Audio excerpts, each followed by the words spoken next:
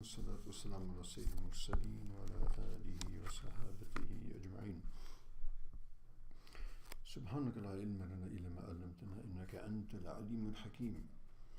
سبحانك لا فهم لنا إلا ما فهمتنا إنك أنت الجواد الكريم. وقل رب زدني علما. أعوذ بالله من الشيطان الرجيم.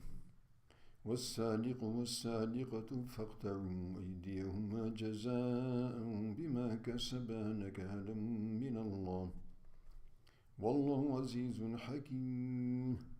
فمن تاب من بعد ظلمه وأصلح فإن الله يتوب عليه إن الله غفور رحيم.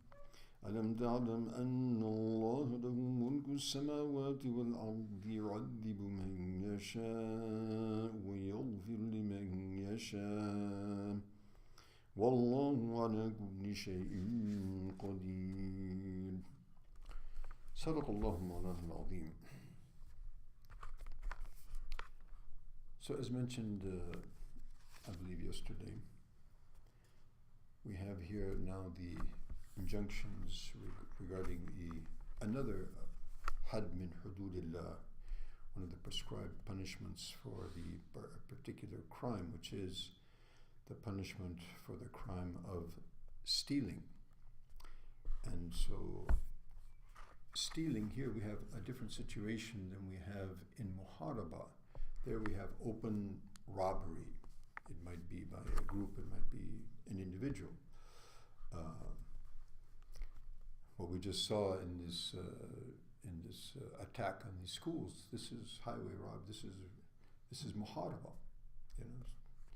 So these individuals now they're talking about, you know, we need to stop people from having guns and all of this. Actually, as we mentioned from time to time,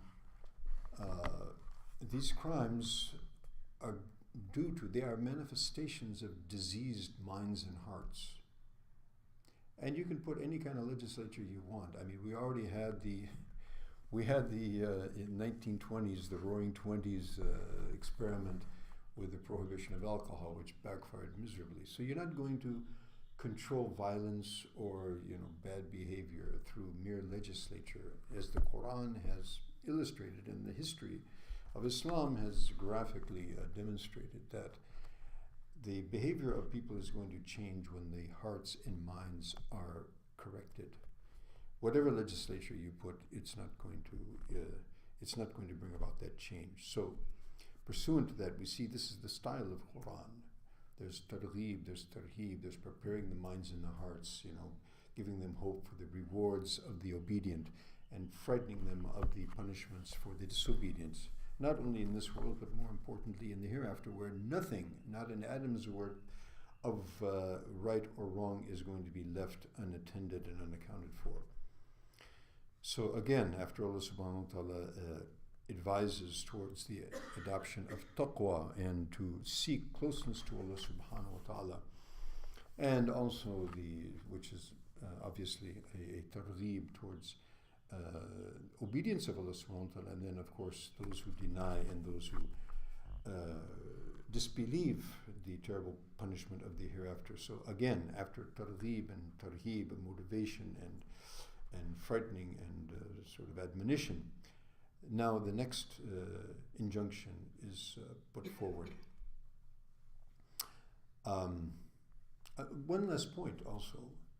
On the one hand, the preparation of the minds and the hearts. The other hand, these, you know, heinous crimes which, you know, severely impact society, you'll find that these, and there are very few of them.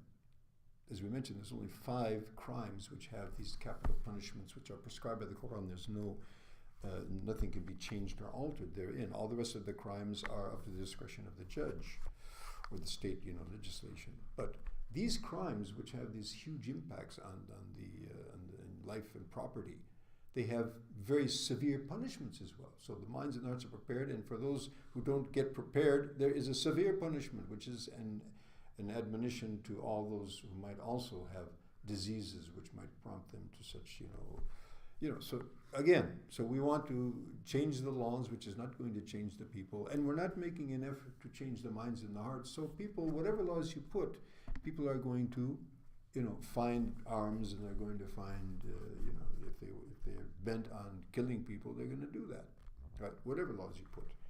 At the same time, the person might kill 20, 30, 40, 50 people, and particularly in Europe where they don't have capital punishment at all, so he'll go to jail and he can have a pretty decent lifestyle over there, and then he has a very strong chance of getting out after a few decades. In Islam, no. If you are doing such things, you are going to be made an exemplary punishment for others who might even consider, and that's why there's severe punishment for that, and also for theft. And we're going to mention that theft is also specific. It's not just any kind of stealing. It is stealing with very stringent conditions. So here, Allah subhanahu wa ta'ala mentions about the theft, wasadiqu, the thief, wasadiqatu.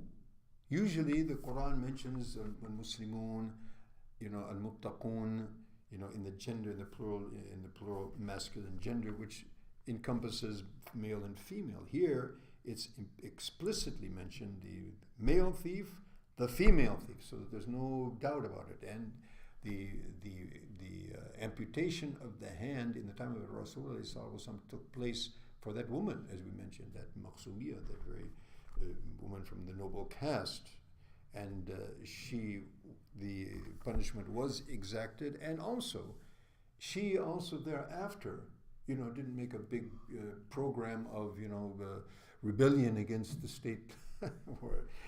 She actually did a most amazing tawbah, and she became a very pious woman thereafter. And of course, it was a short-lived life in this world, and then hereafter she'll enjoy forever, inshallah.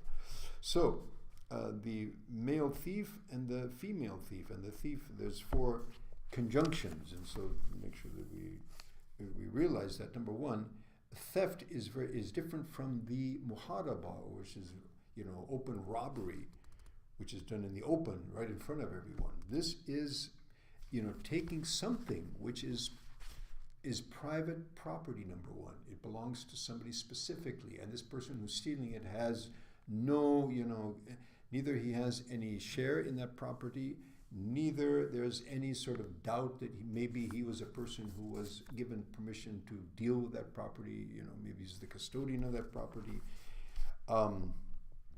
And it has to be taken also secretly. In other words, it's taken clandestinely, if you will, not openly, but something which is in a secure place. It's privately owned. It's taken in a way that people don't see it, sort of secretly. And also, there is no other sort of factor which, for example, this person is in extreme need. This might also be public property, etc. So there's a lot. It's quite a detailed amount of conditions which has to be fulfilled, and then only will the amputation be taken. But if all of these conditions are met, then this person had no right whatsoever of taking such property, and his hand will be cut. So the male thief and the female thief, فَقْطَعُوا أَيْدِيهُمَا, amputate their hands, and it's the right hand from the wrist. جَزَاءً بِمَا كَسَبَ, as a reward for what they have earned, a very heinous crime. نَكَالًا, an exemplary punishment from Allah. So, a jaza for what they have earned in terms of the infringement of the rights of others, and also crossing the ordinances of Allah and disobeying Allah subhanahu wa ta'ala grossly. So there's an exemplary punishment. Nakalan is a type of punishment that would, any person with sound judgment would be totally, he would be, any thought of the matter would sort of turn off that whole thought process. In other words, something that would really deter, a very deterrent sort of punishment that would stop anyone else from thinking of doing the same. Wallahu Azizun Hakim, and Allah subhanahu wa ta'ala is Aziz and He's Hakim. He's all powerful to do whatever He likes, and He's Hakim, and He's all wise, and His wisdom is complete and total. And therefore, whether we can understand the wisdom or not, Allah subhanahu wa ta'ala's every injunction is totally wise and totally just, because He's also Hakim. So it is in total justice, total wisdom, and Allah subhanahu wa ta'ala can exert His authority as He likes. It's His creation. He can assert His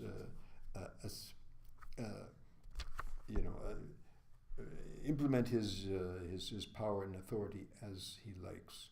فَمَنْ تَابَ مِنْ بَعْدِ ظُلْمِهِ, and so whoever would repent after his dhulm, after his oppression to himself, after his disobedience, وَأَصْلَحَ, and amends his ways or her ways, فَإِنَّ اللَّهَ يَتُوبُ عَلَيْهِ, Allah subhanahu wa ta'ala will repent to him. Allah subhanahu wa ta'ala will excuse him. It doesn't mean the punishment will be excused, which is different from the muharaba. If the people, they repent and they come, unrepentant before they are caught, then that exemplary punishment will be excused, but the rights of the people must be fulfilled. Here, there's no excuse. The cutting of the hand cannot be deferred, as the Prophet ﷺ demonstrated with that Fatima al-Makhzumiyah. However, in the hereafter, if the person has actually repented, then Allah subhanahu wa ta'ala can excuse him, and He definitely will excuse all sins other than shirk. Then the other question comes up, so if this person has been given the punishment in the world, will there be a punishment in the hereafter? That's also a kind of a long discussion. The summary of that is that if the person actually repented, then inshallah that will be the atonement in the world. And if the person, was merely caught and the punishment was inflicted, but he never really had a repentant heart, he may face punishment in the hereafter. Of course, it's in the hand of Allah. He can forgive and punish whomsoever He likes. Inna Allah ghafur rahim, and Allah subhanahu wa ta'ala is ghafur, merciful, forgiving and very merciful. Alam ta'lam, do you not know that Allah subhanahu wa ta'ala lahu mulku samawati wal ard, that to Him is the kingdom and the property. It's all His creation, so it belongs to Him. Mulk means the property and the kingdom at the same time of the heavens and the earth, because it's His creation. He does as He likes. Yu'adhibu man yasha, He punishes whomso He likes. وَيَغْفِرُ لِمَن يَشَاءُ, and He forgives whomsoever He likes. وَاللَّهُ عَلَى كُلِّ شَيْءٍ قَدِيرٌ, and Allah subhanahu wa ta'ala is over all things powerful. سبحانك اللهم وبحمدك نشهد أن لا إله إلا أنت نستغفرك ونتوب إليك والسلام عليكم